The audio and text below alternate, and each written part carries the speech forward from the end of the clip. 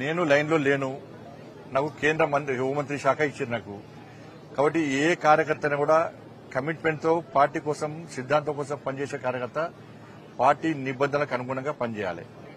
నాకు రాష్ట్ర అధ్యక్షుడు వస్తుందని చెప్పి సోషల్ మీడియాలో ప్రచారం చేసుకోను. నేను ఇప్పుడు వస్తుంది అప్పుడు వస్తుంది ఇప్పుడు చెప్పుకోను. నేను రావాలని కూడా కోరుకుంటాను. నేను ఎందుకంటే కేంద్ర మంత్రిగా హోంశాఖ సహాయ మంత్రిగా అమిత్ షా గారి నేతృత్వంలో సేవ చేసే అవకాశం నాకు వచ్చింది.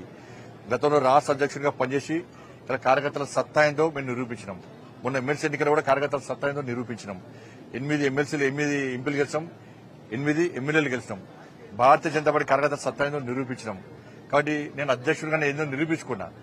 కాబట్టి నేను అందరి లెక్క ఏదో ఇప్పుడే వస్తుంది అప్పుడే వస్తుంది వచ్చింది నన్ను కలవండి అని చెప్పి చెప్పుకునే ప్రయత్నం మా పార్టీలో జరగదు. అది అటువంటి పద్ధతి మా పార్టీలో ఉండదు.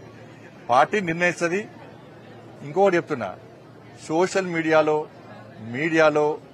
ఎవరి పేరు వస్తుందో ఎవరి పేరు పెట్టుకుని తప్పుడు వాళ్ళు ప్రచారం చేసుకుంటారో వాళ్ళు ఎవరి పేర్లు ఉండవు. కేంద్ర నాయకత్వం చాలా సీరియస్గా ఉంటుంది. తప్పుడు ప్రచారాలు చేసుకుంటే వాళ్ళను నాకు వస్తుందని చెప్పుకుంటే తప్పవుతుంది. పార్టీ ఒక క్రమశిక్షణ పార్టీ, సిద్ధాంతం కోసం పనిచేసే పార్టీ.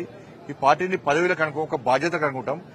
జాతీయ నాయకత్వం ఏ నిర్ణయం తీసుకున్నా దానికి కట్టుబడి ఉండాల్సిన బాధ్యత, కమిట్మెంట్ తో పనిచేసేటువంటి జాతీయ భావాజాలం గల సిద్ధాంతం కోసం పనిచేసే కమిట్మెంట్ కార్యకర్తకు ఉంటుంది.